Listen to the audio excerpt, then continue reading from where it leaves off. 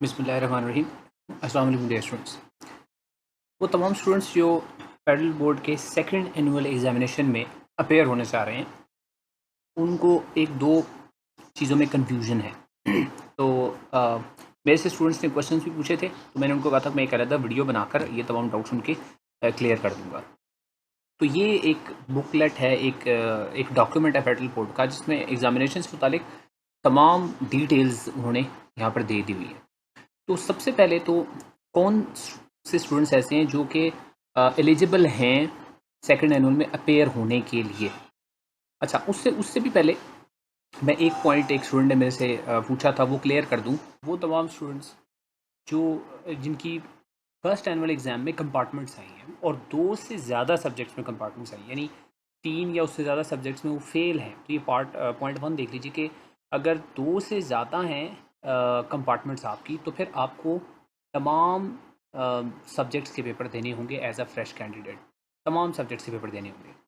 लेकिन अगर किसी कैंडिडेट की दो कंपार्टमेंट्स हैं, नहीं दो में फेल हैं या एक में फेल हैं, तो फिर उसको सिर्फ उन्हीं सब्जेक्ट्स का पेपर देना होगा, उन्हीं एक या दो सब्जेक्ट्स का पेपर उसको सेकंड एनुअल में देना होगा।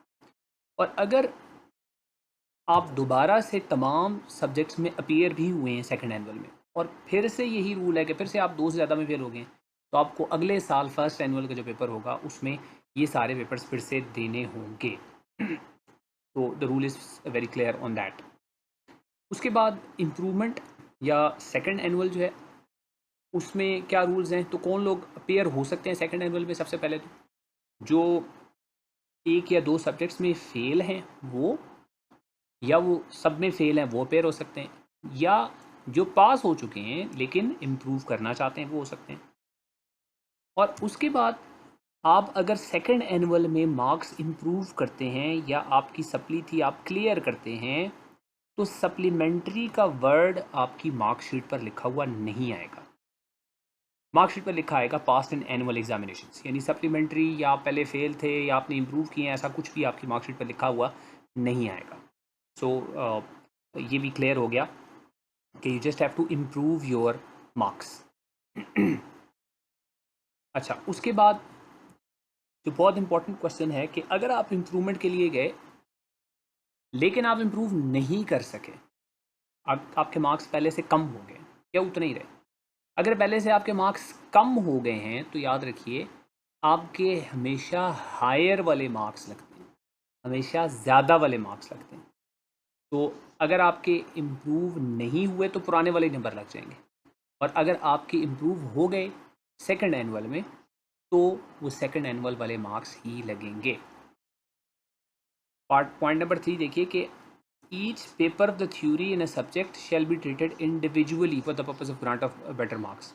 यानी ऐसा नहीं है कि आपने टोटल जितने मार्क्स इंप्रूव किए उसको देखा जाएगा, हर सब्जेक्ट में आपके मार्क्स देखे जाएंगे। ये आपको फ़ायदा देने वाला है। यानी आपने अगर तीन सब्जेक्ट्स में आप सेकंड एनुअल में अपेयर हुए हैं, उनमें से एक में इम्प्रूव किया, दो में इम्प्रूव नहीं किया, तो आपके जो एक में इम्प्रूव जिसमें किया है उसके नंबर लगेंगे, और दो में वही पुराने वाले यानी बेहतर वाले बेटर वाले मार्क्स आपके लग जाएंगे।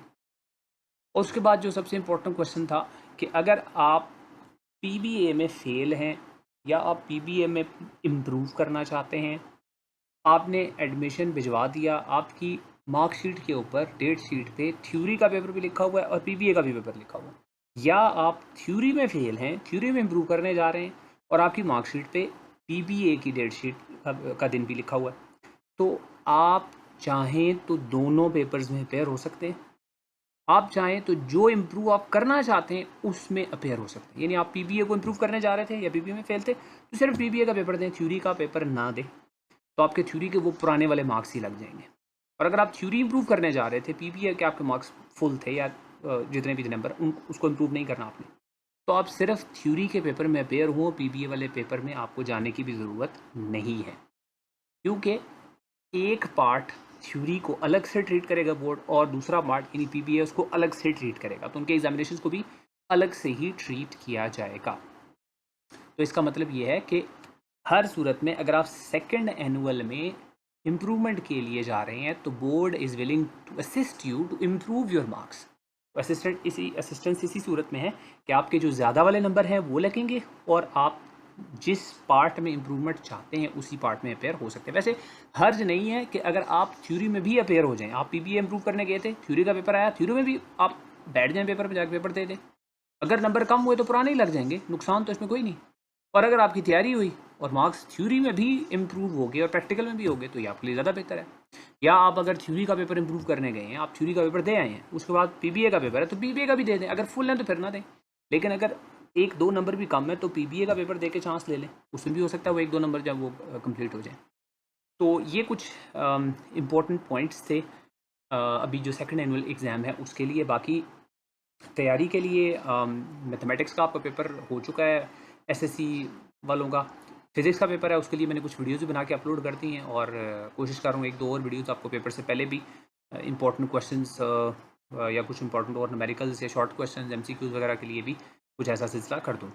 अब जो लोग अब 10th में हैं, ज़ाहिर है उन्होंने आगे 10th में भी पेपर्स देने हैं, पीबीए का पेपर देना है, तो उनके लिए कुछ फेडरल बोर्ड ने रूल्स में जो चेंजेस की हैं, जो अब वो पेपर देंगे, उसके लिए ये मैंने एक दूसरी वीडियो बनाई हुई है, आपके सामने स्क्रीन पे आ रही है। इसमें सारी डिटेल बता दी है SSC 2 और HSSC 2 के स्टूडेंट्स के लिए, तो आप ये वीडियो पर जाकर भी डिटेल देख सकते हैं। तो सी यू इन दैट वीडियो इंशाल्लाह।